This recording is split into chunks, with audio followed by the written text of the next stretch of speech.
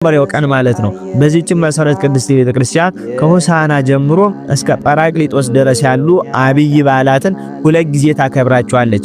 አንደኛው ጥንተ በዓል ሲሆን ሁለተኛው ደግሞ የቀመር በዓል ይሰኛል።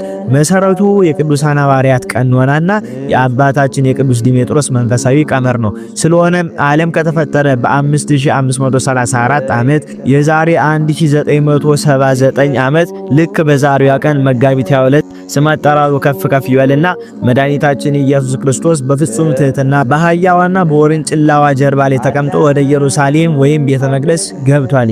ታላቅ የምስጋና መስዋዕትም ከመላእክት፣ ከሐዋርያት፣ ከሕፃናት፣ ከአረጋውያን፣ ከፀሐይ፣ ከጨረቃ፣ ከከዋክብት፣ ከቢታነ ድንጋዮች በአጠቃላይ ከፈጠረው ፍጥረት ሁሉ ቀርቦለታል። ጌታችን ጌትነቱንም በጋር ገልጧል። በዚህም ምክንያት በነገው ዕለት መጋቢት 22 ቀን ሆሳዕና በዓልን እናከብራለን። ከበዓሉ በረከትን ይክፈለን፣ እኛንም ለጣዕመ ምስጋናው የተዘጋጀን ያድርገን። ዳግመኛም በዚህች ዕለት የከበረ